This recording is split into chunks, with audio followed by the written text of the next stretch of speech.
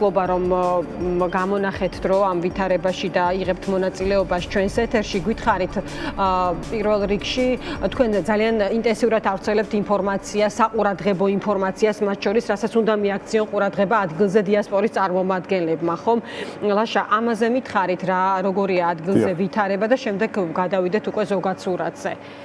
დიახ, ჩვენი დიასპორა ისრაელის სახელმწიფოში ანუ საუბარი არის ორივე ქართველ ებრაელებზეც და ეთნიკურ ქართველებზეც ძალიან დიდი დიასპორა არის და უბრალოდ რაც მინდა რომ ყველა მიცოდეს 2 წლის წინ რაზეც ნერვიულობდნენ ანუ ვინ შეძლებს ქვეყნის დატოვებას, ვინმე გადის თუ არა, ვინმე რჩება ამ წუთას სახელმწიფო საჰაერო ფრენა იქნება თუ სახმელეთო საზღვარი ყველაფერი დახურული არის და ვერავინ ვერ შეძლებს ქვეყნიდან გასვლას. მნიშვნელობა არ აქვს თანამდებობის პირია თუ ნებისმიერი სხვა ქვეყნის მოქალაქე. ანუ მინდა რომ ჩვენი დიასპორის წარმომადგენლები მშვიდად იყვნენ რომ ყველანი აქ ერთად ვართ ქვეყნის საზღვრებში, ვერავინ ტოვებს ქვეყანას, იმიტომ რომ ელალიც კი, რომელიც ჩვენ მიჩვეულები ვართ რომ თუ ყველა სხვა ავიაკომპანია აუქმებს ფრენას ისრაელიდან ან ისრაელის მიმართულებით, ელალი მაინც დაფრინავს ხოლმე, ელალიც გაჩერებული არის. ამიტომ შვიდად იყვნენ, გადმოწერონ ის აპლიკაცია, რომელზეც მე ვწერ ხოლმე ჩემს გვერდზე. რომელიც აქ დიახლაშა თქვით რა აპლიკაცია შეიძლება არის ეს, იმიტომ რომ ძალიან ბევრი ადამიანი უყურებს ცხადია და მათთვის ალბათ საყურადღებო ინფორმაცია ეს დარწმუნებული ვარ არსებული ვითარების გათვალისწინებით. დიახ, ეს არის Homefront Command, რომელიც ინგლისურად ესე იწერება.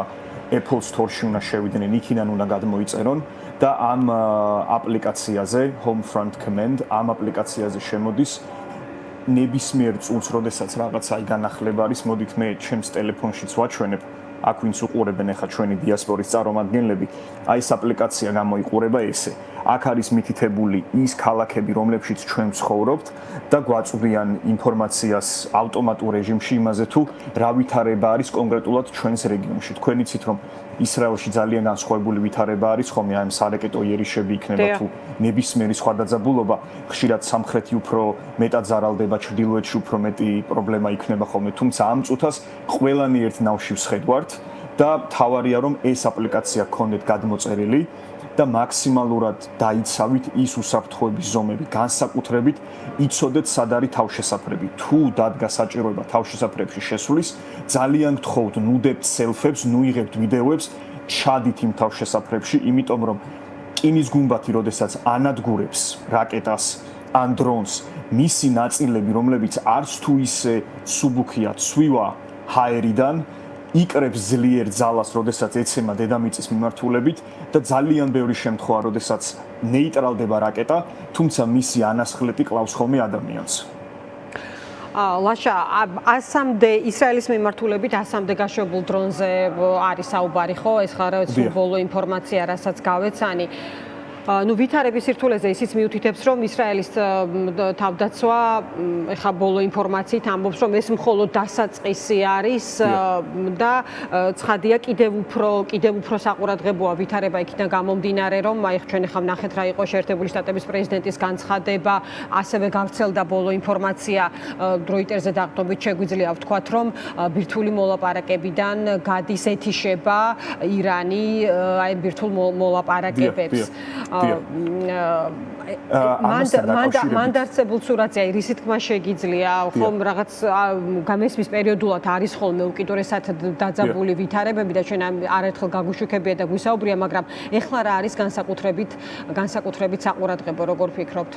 დიახ, ალბათ ერთი ყველაზე მეტად რასაც მე გამოვყოფდი აი ამ ბირთვულ მოლაპარაკებებთან დაკავშირებით იყო ის, რომ ამ მოლაპარაკებების პარალელურად ძალიან მკაფიოდ გახდა ცნობილი, რომ ირანს აი ეს გამდიდრებული ურანი იმდენად დიდი რაოდენობით ჰქონდა, რომ დაახლოებით 9 ატომური იარაღის თვის იყო საკმარისი მისი ეს რესურსი. ანუ ამ წუთისათვის სახელმწიფოს აქვს, ნუ ჰქონდა ყოველ შემთხვევაში გუშინ საღამოს მონაცემებით 9 ატომური იარაღის გამოყენებისათვის საჭირო გამდიდრებული ურანი.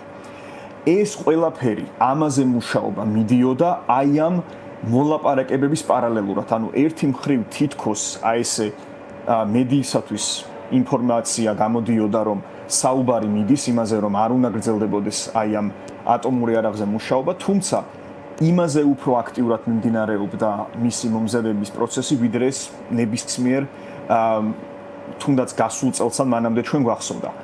ამაზე საუბარი ისრაელის მედიაში ძალიან აქტიურად ტრიალებდა. ამას ემატება ერთი, როგორ გითხრათ, სოციო-ეთნიკური საკითხიც ისრაელში სპარსი ებრაელების თემი, ანუ ეს დიასპორა, არის ძალიან დიდი. შესაბამისად, აქ ძალიან მარტივი არის, რომ ადამიანი გაეცნოს ირანულ მედიას და წაიკითხოს იქ რა ხდება. არის ძალიან აქტიური კავშირები, ნათესავები ყავთ, მეზობლები ყავთ, იქ ახლობლები, მათანაც აქვთ ხოლმე მიწერა, მიმოწერა.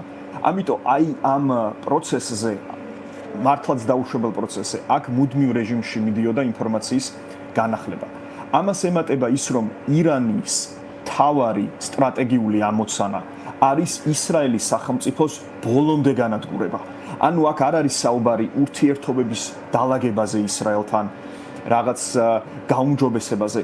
კონკრეტულად წერია მის სტრატეგიულ დოკუმენტში, რომ ისრაელის სახელმწიფომ ვერ უნდა იარსებოს. ანუ ის ადამიანები, ვინც აქ ცხოვრობთ დღეს ჩვენ, ამ ადამიანებს ჩვენ არანაირი მომავალი არ გვექნება, თუ ირანს გამოუვიდო და ის ატომური დღის წესრიგი, რომელსაც ის მთელი ეს პერიოდის განმავლობაში. ანუ ეხლა ეს განცხადებები, დიახ, ლაშა, ტრამპი ივახსენეთ, ჩვენ ის ასევე ამბობს, რომ მისცეს შანსი ირანს, რომელიც მან არ გამოიყენა და ანუ ამბავი მათ შორის იყო ისიც, რომ აი ბირთვული შეთანხმების მიღწევა მომხდარიყო და აი ბოლო გამოხმაურებაში ის ასევე მათ შორის თავის სოციალურ ქსელშიც დაწერა, რომ ირანმა უნდა გააფორმოს ბირთვული შეთანხმება იქამდე, ვიდრე არაფერი დარჩება მისგან.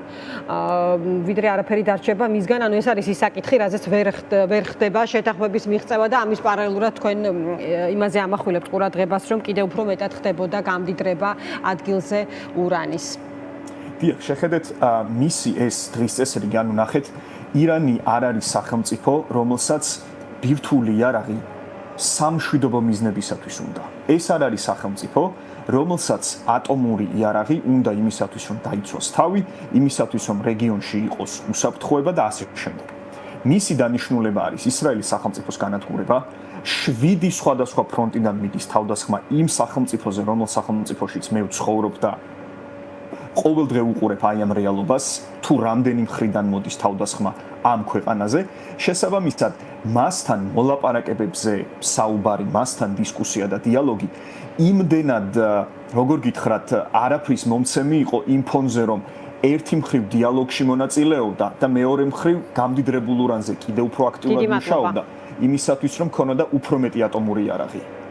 დიდი მადლობა, ლაშა. მადლობას გადაგიხდით, მშვიდობიან დღეებს გისურვებთ პირველ რიგში, ეს არის ახლა